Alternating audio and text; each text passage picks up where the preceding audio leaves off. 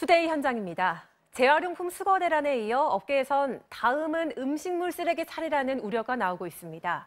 배출량은 느는데 처리는 제대로 안 돼서 청정 지역으로 이름났던 농촌 마을들이 몸살을 앓고 있다는데요. 김수산 리포터가 현장에 다녀왔습니다. 온화한 기후와 맑은 공기 덕에 녹찰 고장으로 유명한 전남 보성. 하지만 이 마을은 사정이 다릅니다. 코를 찌르는 악취에 숨쉬기도 어려울 정도라는데요. 바람 불면요 엄청나요. 주민들이 악취의 원인으로 지목하는 건 음식물 쓰레기 폐기물 처리 업체. 공장을 찾아가 봤습니다. 입구부터 악취를 내뿜는 희뿌연 수증기로 가득합니다.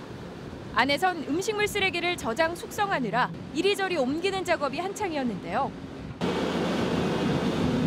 이 업체가 하루 처리하는 양이 100톤. 하지만 공장 외벽은 허물어지고 내부 가림막이 부서져 악취가 그대로 밖으로 퍼져나가고 있었습니다. 지자체가 여러 차례 개선 권고와 조치 명령을 내렸지만 업체 측은 시행이 쉽지 않다는 입장이었는데요. 새로 짓겠다 해도 주민들이 또 반발을 해요. 그래도 주민들이 동의가 없이는 안 된다 하고 그러다 보니까 계속 악순환만 되풀이하는 거죠. 처리뿐만이 아닙니다. 전북 무주의 한 마을. 최근 음식물 쓰레기 투기가 심각하다는 민원이 잇따르고 있다는데요. 지역 환경단체와 함께 현장을 가봤습니다. 겉으로는 쌓여있는 흙더미처럼 보이지만 가까이 가자 역시 악취가 진동합니다. 음식물 쓰레기로 만든 퇴비입니다. 하지만 파헤쳐 보니 닭뼈에 폐비닐 등이 마구 섞여 있고 처리도 제대로 안 돼 썩은 음식물이나 마찬가지였는데요. 충분하게 선별과 파쇄 그리고 1차 부숙, 2차 부숙을 거쳐서 포장 판매가 돼야 되거든요. 제대로 된 그 퇴비를 만드는 공정과 품질 규격을 전혀 맞추지 못한 음식물 폐기물 덤이다 이렇게. 이처럼 퇴비가 쌓여 있는 주변 토양은 검게 변할 만큼 오염이 돼 있고 비만 내리면 침출수까지 산아래 마을로 흘러들어가고 있는 상황입니다.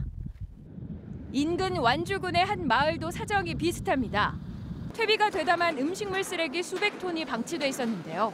지하수임에도 불구하고 퇴비가에서 발생한 침출수들이 아마 흘러들어가서 현행법에 따르면 처리업체들이 농가에 무상으로 공급하는 부산물 퇴비는 성분을 표기하거나 포장할 필요가 없습니다.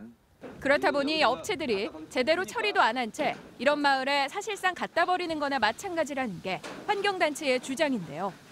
하지만 업체들은 쓰레기에 이물질이 많아 처리 비용이 늘고 시설 개선도 쉽지 않다며 조만간 음식물 쓰레기 수거도 거부할 움직임을 보이고 있었습니다. 업체들이 이 현대 시설로 못 바꾸게 하면 내가 수도하기로 했어요.